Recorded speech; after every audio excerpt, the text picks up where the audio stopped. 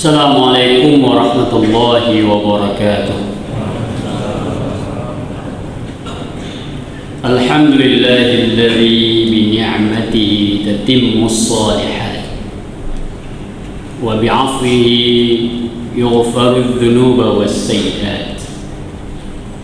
Ashhadu an la ilaha illallah wahdahu la syarika lah wa ashhadu anna Muhammadan 'abduhu wa rasuluh. Allahumma salli wa sallim wa barik ala nabiyyina Muhammad wa ala alihi wa ashabihi wa man tabi'ahum bi ihsanin ila yaumiddin. Amma ba'd.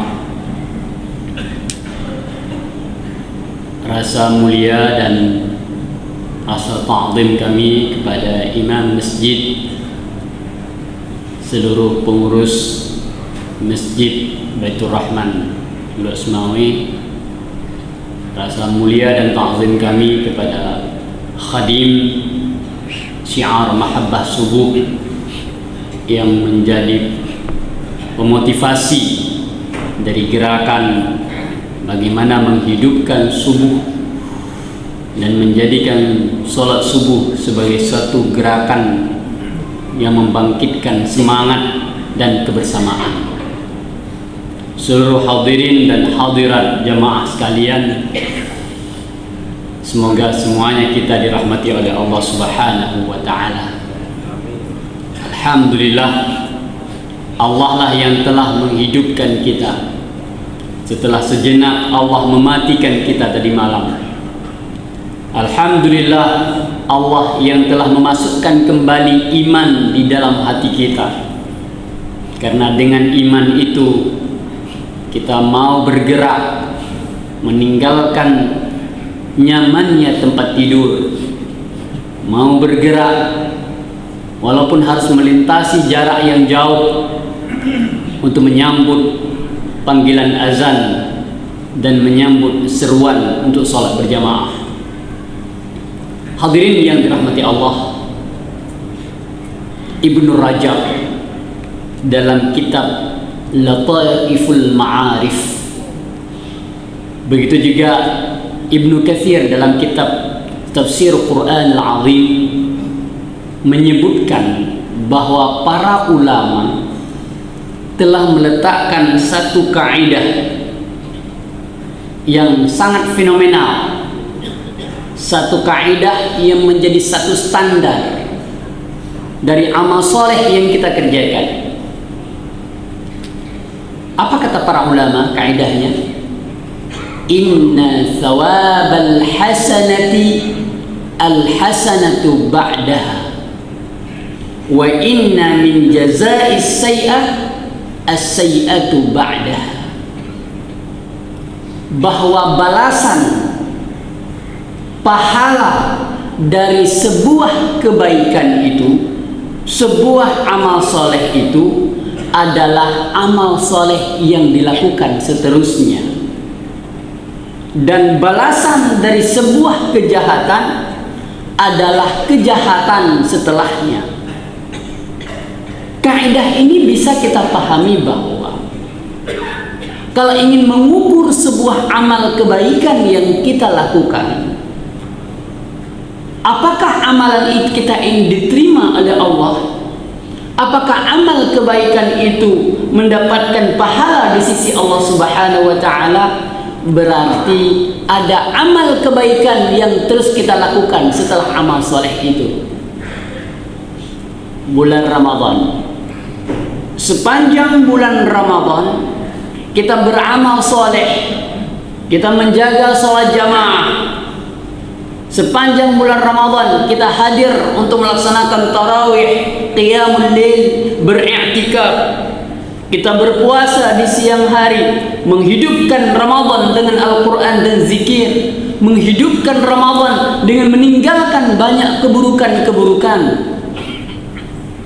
Apakah ini diterima oleh Allah Subhanahu wa ta'ala? Standarnya kaidah ini adalah kita lihat ma ba'da Ramadan. Apakah setelah Ramadan amal-amal ini masih konsisten kita laksanakan. Kalau masih konsisten, berarti amal yang kita lakukan di bulan Ramadan itu diterima oleh Allah Subhanahu wa Ta'ala. Begitu juga balasan dari sebuah kejahatan, pasti akan melakukan kejahatan berikutnya. Sebuah kejahatan yang kita lakukan, setelah itu akan ada kejahatan. Ini kaidah ini tidak semerta-merta dibuat oleh para ulama. Ini sesuai dengan firman Allah Subhanahu wa Ta'ala di dalam Al-Qur'an dalam surat Maryam. Wa yazidullahu alladhina ihtadaw huda. Allah memberikan hidayah kepada orang-orang yang telah memiliki hidayah. Allah menambah hidayah bagi orang-orang yang sudah ada hidayah. Maknanya adalah hidayah ini akan ditambah oleh Allah kepada orang yang sudah hidayah. Orang yang sudah melakukan kebaikan, Allah akan tambahkan lagi semangat mereka melakukan kebaikan. Bagi orang yang tidak melakukan kebaikan, tidak melakukan amal soleh, nggak ada tambahan. Nah, wal baqiyatus solihatun khairun 'inda rabbika wa khairun maradda. Khairun 'inda rabbika thawaban wa khairun maradda. Amal soleh yang dilakukan setelahnya, yang tersisa dari itu, yang dilakukan terus-menerus setelah itu jauh lebih baik di sisi Allah Subhanahu wa Ta'ala dan sebaik-baik kembali. Hadirin yang dirahmati Allah, ini kondisi kita. Ini kondisi kita di bulan Ramadan. Namun yang sering kita evaluasi adalah ma ba'da Ramadan. Ada beberapa fenomena kondisi orang setelah bulan Ramadan. Kondisi yang pertama yang kita temukan setelah Ramadan, setelah malam terakhir tarawih, setelah memasuki malam pertama 1 Syawal, orang mulai malas sholat. Orang sudah mulai tidak berbondong-bondong lagi untuk sholat berjamaah.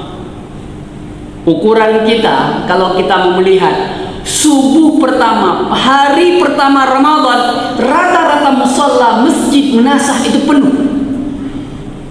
Dari mana datang? Yang nggak pernah datang penuh. Kita lihat malam pertama tarawih membludak di semua masjid. Lalu nasib masjid pada malam 1 Syawal, malam besoknya, seterusnya, orang sudah mulai tidak mementingkan sholat jamaah, sholat 5 waktu, mulai meninggalkan sholat. Kalau sekarang tarawih, kedai-kedai tutup, kecuali di akhir-akhir ini, semua tutup, semua pergi sholat, mulai hilang. Padahal sholat itu as-salatu imaduddin. Ini semua kita hafal. Sholat itu tiang agama. Sholat itu adalah kunci dari agama. Tapi ada orang yang begitu mudah meninggalkan sholat.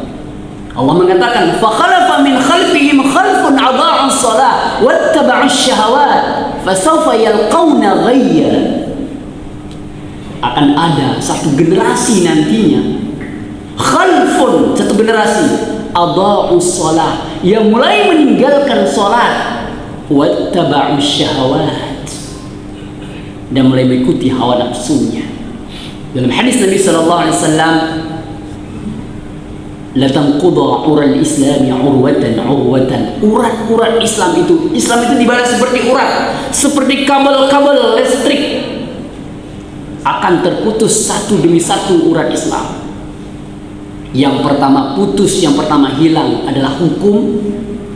Yang kedua akan hilang, urat terakhir dari Islam yang akan hilang itu adalah as-shalah, kata Rasulullah. Berarti kalau sholat sudah hilang, sudah putus, berarti selesailah Islam itu. Dan fenomena ini kita lihat, semuanya sudah mulai terasa. Budaya meninggalkan sholat. Nah, oleh karena itu, dan yang lebih-lebih lagi akan ditinggalkan adalah sholat subuh. Maka luar biasa syiar mahabbah subuh ini, sebuah motivasi untuk menggerakkan orang di semua segi. Wahai para pejuang-pejuang subuh, dimanapun anda berada, datanglah, ayo bersama-sama tunjukkan syiar kita. Karena salah satu yang hari ini dihabisi adalah menghilangkan syiar-syiar Islam. Maka syiar salat subuh kita hidupkan. Kira munculnya SMS, munculnya GPS, gerakan pemuda-pemuda subuh. Ayo para pemuda bangkit. Anak-anak muda naik motor, ramai-ramai pagi-pagi berangkat ke masjid. Dipikir geng motor, rupanya anak-anak muda penggerak salat subuh. Ada hadis Nabi sallallahu alaihi wasallam, "Laisa salatun athqalu 'alal munafiqi illa salatul fajri wa salatul isya." Salat yang paling berat bagi orang munafik itu adalah dua salat. Salatul fajri, salat subuh, dan salat isya.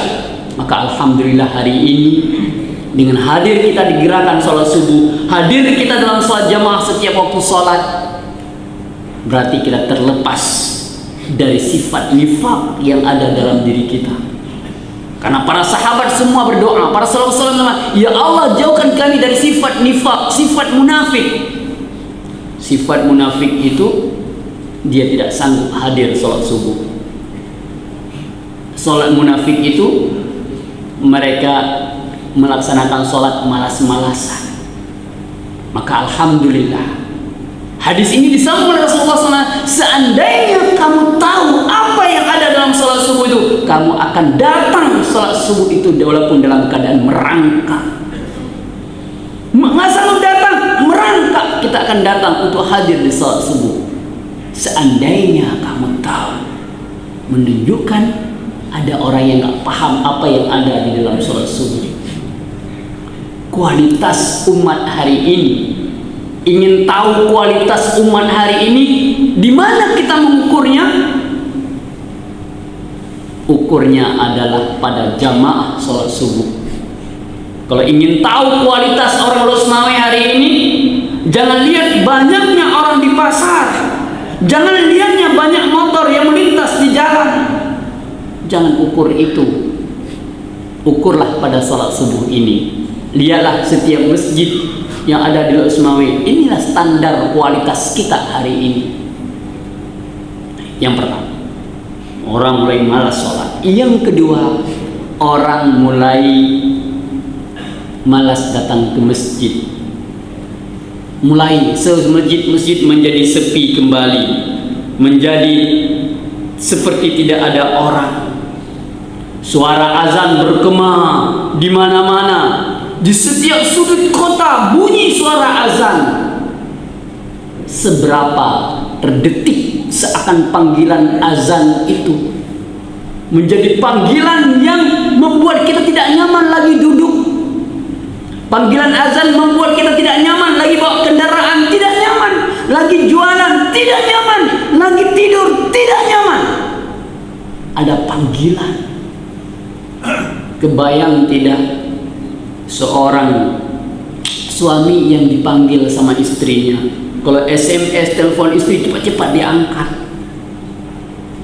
Kalau dipanggil sama anaknya cepat. Kalau dipanggil sama atasannya buru-buru. Tiba-tiba ada telepon dari kantor, segera datang ke kantor. Wih, siap komandan, siap berangkat.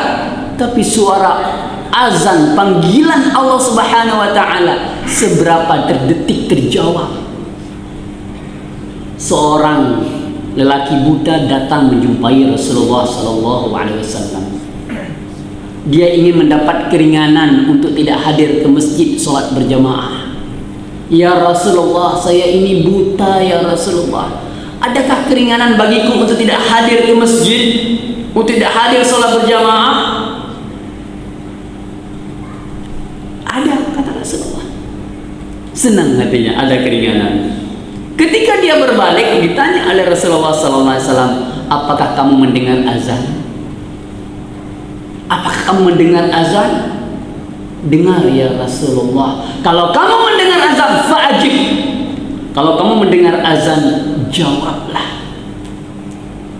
Jadi orang buta sekalipun, uzur yang paling ini orang buta, uzur, tidak nampak jalan, tidak ada yang membimbing, gelapnya malam.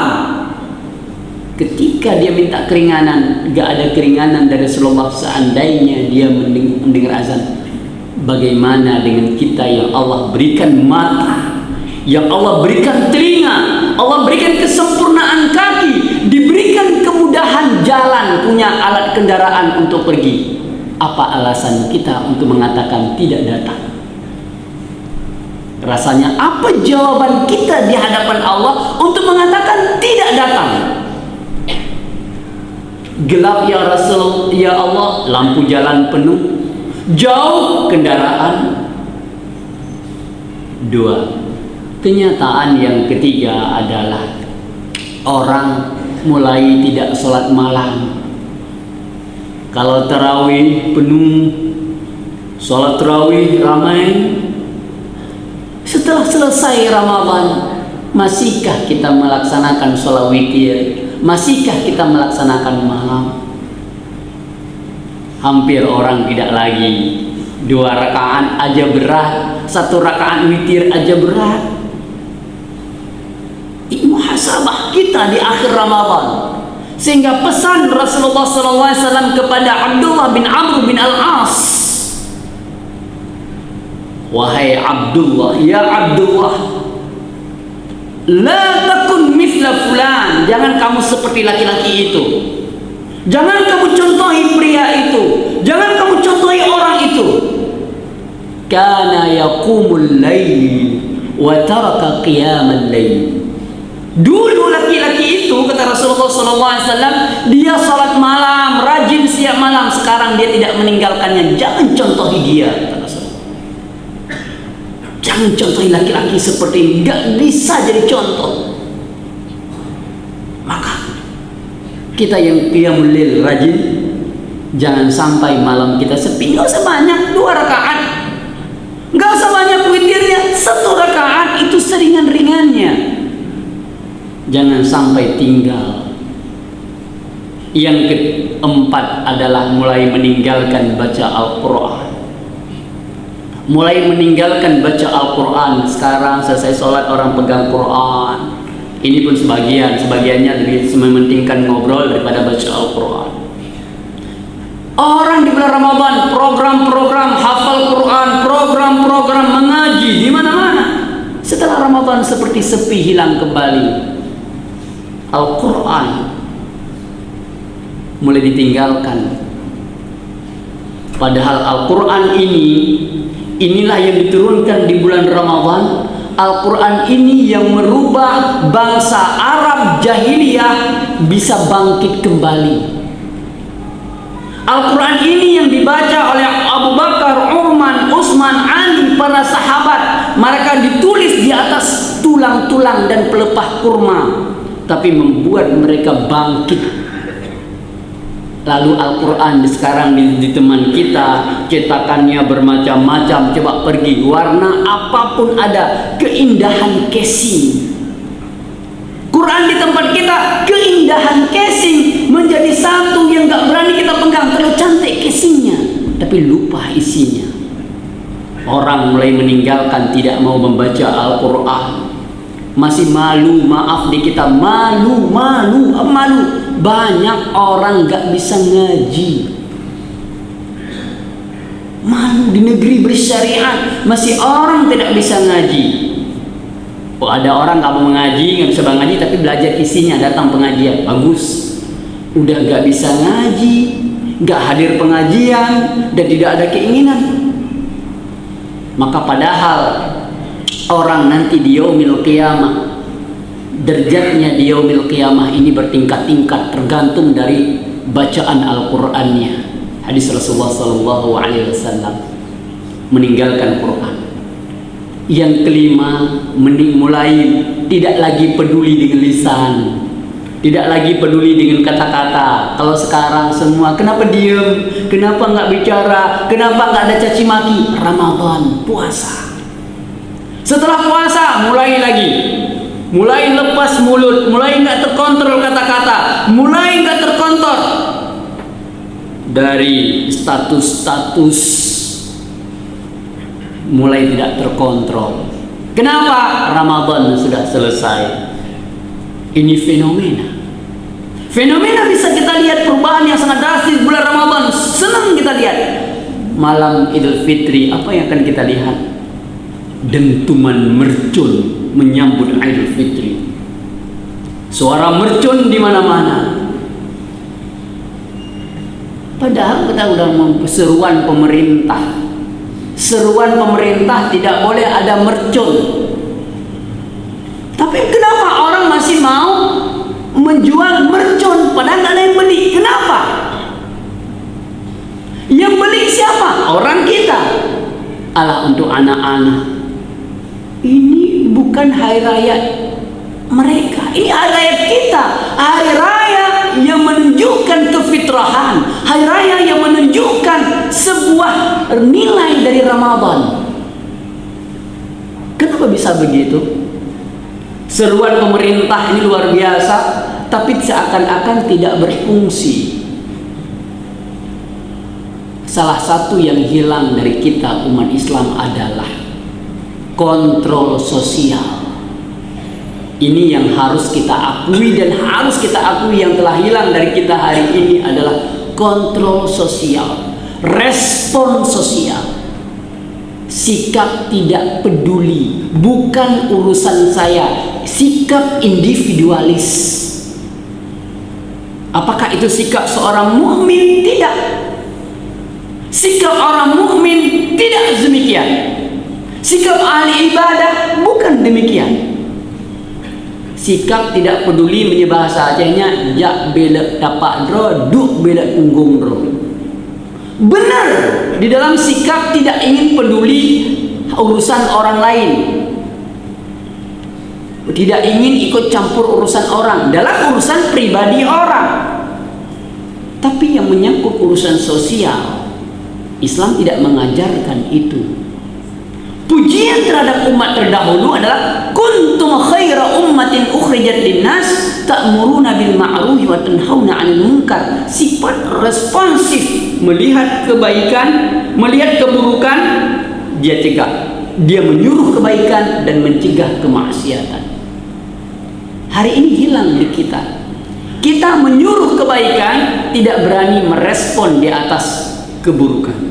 Sekarang contoh yang paling gampang, ada orang di depan kita tidak puasa, berani kita tegur? Tidak berani. Ini jalan-jalan kita di Lok Semawi, ini ba'da Ramadan, boleh kita lihat. Kalau dulu ada wanita yang gak berjilbab masih aneh di kita. Sekarang laki-laki pakai celana pendek jogging, siapa berani negur? Siapa berani negur? Gak ada berani kita.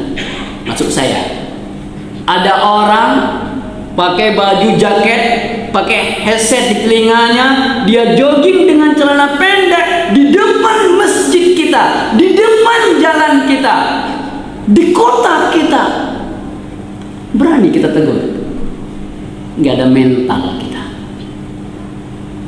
Kejadian ini terjadi di Kuwait ketika Perang Teluk.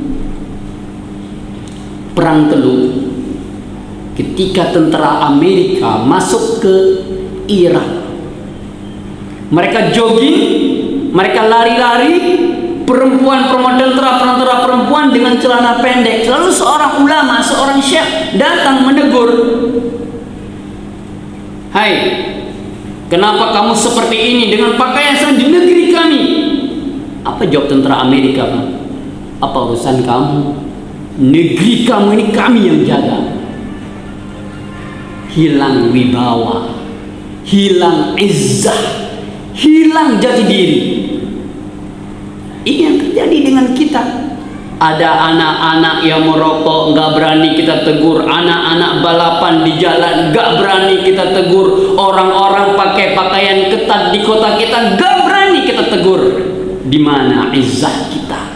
Di mana kemuliaan kita?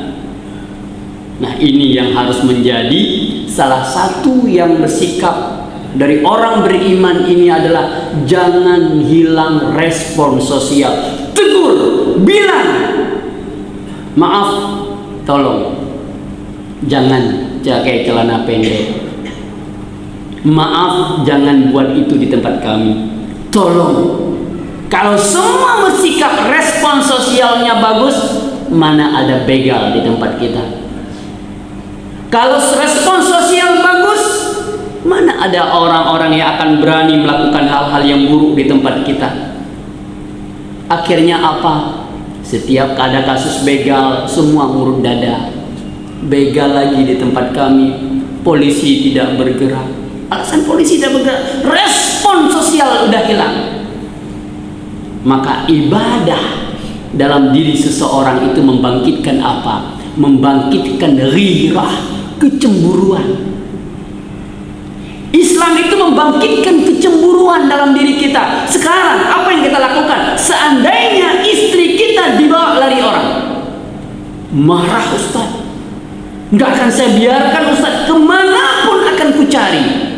Sekarang anakmu dibawa orang, apa yang kamu lakukan? Tidak akan kubiarkan kucari, kuhabisi dia. Sekarang agamamu yang dilecehkan. Kalau istri kita marah, kalau anak kita marah, agama kita dilecehkan, masihkah kita diam? Respon sosial, peduli dengan lingkungan. Maka ghirah orang-orang yang beriman itu, ghirah dari semangat sholat jamaah kita, ghirah dari semangat SMS kita dan GPS kita adalah munculnya amal ma'ruf nahi munkar. Bukan berarti setelah ini semua berdiri di jalan, bukan. Kita melihat banyak fenomena-fenomena di tengah masyarakat kita. Melihat anak-anak yang tidak bisa baca Quran, kita berpikir bagaimana mereka bisa ngaji semuanya. Melihat anak-anak yang nggak sholat, nggak peduli, apa yang harus kita pikirkan? Saya sebagai pemerintah, apa yang harus saya lakukan? Saya sebagai seorang guru, apa harus saya lakukan? Saya sebagai anggota masyarakat, apa harus saya lakukan? Ada kegelisahan, ada kegundahan, ada ketidaknyamanan. Harus ada sikap itu dalam diri kita. Tetapi kalau kita tidak ada kegundahan itu, nyaman-nyaman aja. Benar hadis Rasulullah sallallahu alaihi wasallam. Apa hadis Rasulullah? Man ra'a minkum munkaran falyughayyir biyadi. Jika kamu melihat kemungkaran, ubah dengan tanganmu, kekuasaanmu dan tanganmu. Jika kamu melihat kamu tidak mampu dengan lisanmu, ngomong, bilang, sampaikan. Jadikan tulisan-tulisan kita di koran, tulisan-tulisan kita di Facebook, tulisan-tulisan kita di Twitter, tulisan kita di kelompok-kelompok grup. Bangkitkan kesadaran bersama, nulis. Kalau nggak berani ngomong, yang terakhir, kalau kamu juga tidak bisa ngomong, nggak bisa nulis, nggak bisa bersikap, benci dengan hatimu, dan itu iman yang paling kerdil. Berarti kalau lihat nggak suka saya, itu iman itu tinggal lobe. Kalau di HP itu tinggal satu garis lagi, itu pun sudah berkedip-kedip. Kalau motor itu minyaknya sudah keluar kuning, mau jalan dengan warna kuning, berani kita berangkat ke Banda Aceh, di Losmawe sudah warna kuning, kita akan mati di tengah jalan. Ini ghirah, ini kecemburuan yang diajarkan oleh Islam. Dan saya pernah menutup cerita ini ketika seorang wanita di sebuah pasar, ujung kainnya diikat oleh Yahudi, ya, diikat Yahudi. Lalu ketika perempuan berjalan, kain tersingkap, nampaklah aurat wanita ini. Lalu wanita muslimah ini menjerit, "Ya Umar!" Dipanggil Umar di kota yang jauh, Umar di Madinah Munawwarah. Bagaimana dengan kehendak Allah berita ini sampai kepada Umar? Ketika ada sedang wanita disingkap itu, seorang laki-laki di kalangan itu orang Islam, dia bangkit, dia bunuh Yahudi itu. Kenapa dia bunuh? Menjaga marwah dari wanita muslimah walaupun dirinya terkorban. Harta. Sekarang berapa banyak anak-anak gadis kita yang ditelanjangi, bersingkap. Lalu berita Umar marah dan dikirimkan pasukan, hanya gara satu orang. Begitu Islam itu lebah. Maka surah An-Nahl, lebah. Apa itu lebah? Lebah itu nggak diganggu. nggak mengganggu orang. Lebah itu membawa manfaat bagi kebaikan. Coba ganggu lebah, rame-rame dia datang. Sikap lebah, umat Islam dibagaikan lebah. Jangan menjadi seperti orang yang pasif. Udahlah, seperti ini kondisi kami, hidup mengeluh. Nah, mudah-mudahan semangat subuh memberikan kita ghirah. Yang pertama adalah melanjutkan ibadah bulan Ramadan ini dalam hari-hari setelah Ramadan. Tidak boleh berkurang. Kalau tidak sempurna pun minimal ada. Karena ini tanda amal kita diterima. Yang kedua adalah bagaimana membangun respon sosial, sikap responsif, rasa peduli dengan lingkungan. Tidak cukup dengan jalan saya soleh pribadi, tidak. Soleh pribadi penting, tetapi kesolehan sosial jauh lebih penting. Karena beginilah Islam mengajarkan kita. Yang terakhir, semoga semangat kita ini tidak hanya terpendam dalam diri kita. Ayo kita tularkan kepada istri kita, suami kita. Ayo kita tularkan kepada anak-anak kita. Ayo kita tularkan kepada tetangga-tetangga kita. Jangan hanya ini terpendam kebaikan ini dalam diri kita sendiri, tapi harus mengalir kepada semua orang, mengajak semua orang. Ajak setiap kita mau pergi. Ayo nanti malam besok subuh kami ada gerakan ke sana. Ayo semua. Cerita orang-orang Singapura itu ketika jamaah Baitur Rahman mengajukan masjid di Singapura. Ditanya bagaimana di Singapura. Mereka itu ada pengajian di masjid, mereka akan ketok pintu rumah. Malam ini ada pengajian, datang ya. Malam ini ada pengajian, datang ya. Mereka akan mengajak orang lain, gerakan untuk membangun. Ternyata Islam ini akan bangkit kalau ditekan. Kalau mereka ditekan, dia akan bangkit. Tapi kalau terbiarkan seperti ini, kondisi seperti ini, akhirnya santai-santai aja, apa-apa jadilah. Tunggu saya mati aja, anak saya terserah dia nanti. Mudah-mudahan dapat hidayah. Mudah-mudahan dapat hidayah. Hanya doa. Hidayah ini harus dididik. Mudah-mudahan Allah memberkahi kita. Semoga gerakan syiar mahabbah subuh ini, tokoh-tokoh kita sudah mulai tua. Ini harus terus, ini sudah 500 sekian. Mudah-mudahan sampai 1000, bahkan 1.000.000, bahkan sampai akhir zaman gerakan ini tetap ada. Dan yang mengasasnya ini menjadi pahala jariah yang tidak putus-putus. Bukan hanya khadimnya, tapi jamaahnya semuanya akan terus mengalir gerakan ini. Gerakan menghidupkan orang-orang yang telah mati. Mudah-mudahan Allah memberkahi kita. Aqulu qouli hadza wa astaghfiru lakum wastaghfiruhu innahu wal ghafurur rahim. Assalamualaikum warahmatullahi wabarakatuh.